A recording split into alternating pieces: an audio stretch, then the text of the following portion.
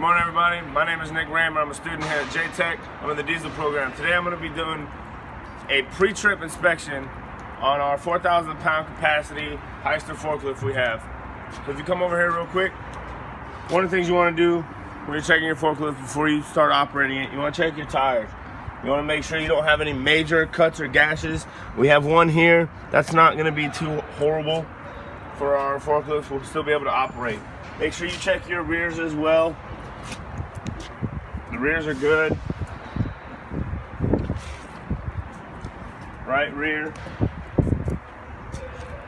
and right front. Next thing you want to do, you want to check all your hoses and chains that you have on the front of your forklift. You want to make sure these are in working order and there's no breaks, right, or leaks in the hoses at any of the points.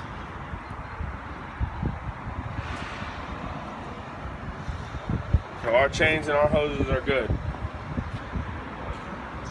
Next, you have your cage. You want to make sure your cage is structurally sound and that it's not going to be faulty or it's not rusted through or anything like that. Make sure everything is functional, that it's still going to protect you the best it can. So as you see, we have a little bit of surface rust up here, but that's nothing detrimental. Next, you want to check your lights. Make sure your lights are operational and that they're secure, so they're not going to fall off while you're driving. So you have lights so you can see at night when you're working, if you have to work at night. Next, we're going to check, you want to lift up your seat. Now, while we're under here, we're going to check all of our fluids, our hoses, our lines, your battery. As you can see on the battery, we got a little bit of corrosion. So what you do is you take your baking soda and your water, you brush that down, maybe hit it with a wire brush if you have to get some of this thicker stuff off.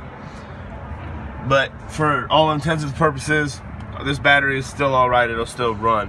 You're gonna check your oil, make sure your oil's good. Check your transmission fluid. That's good. Make sure you check all your hoses while you're under here as well. Radiator hose, make sure you don't have any leaks. Then come over and check your hydraulic fluid. Make sure your hydraulic fluid's good. So our hydraulic fluid's good. You'll be alright. Next, you want to check right here, we have your brake fluid.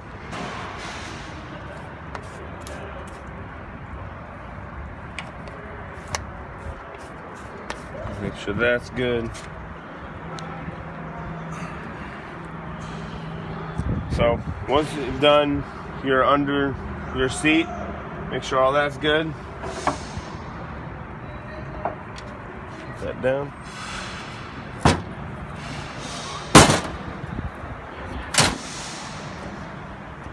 Right here, you have your radiator cap. You want to make sure your forklift is cool off enough so that when you open it, it's not going to pop off in your face, cause some injury. You want to make sure it's full. You shouldn't be able to see it directly under the cap, but it should be right to the base of the neck. So we're in good condition there for our radiator.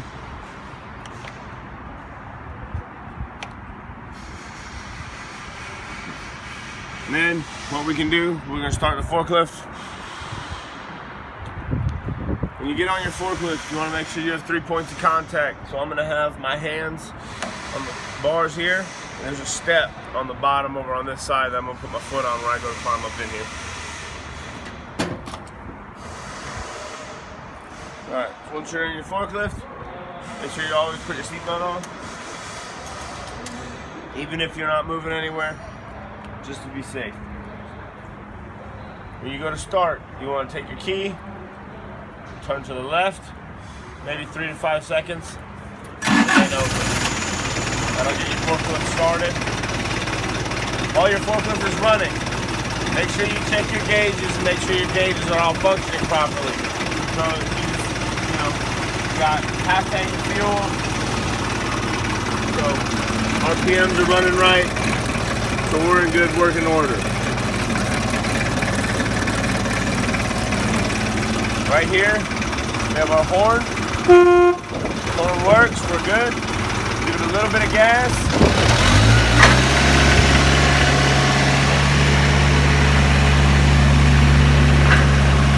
Make sure your lifts work. So,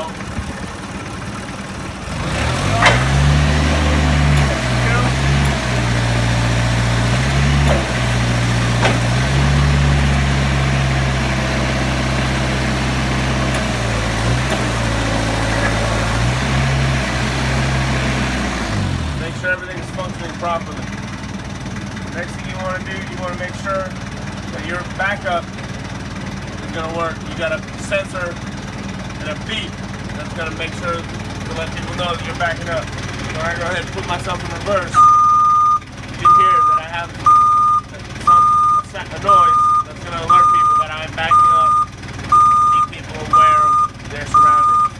So off the gas, go brake, go the gas, operates, go forward, and operates.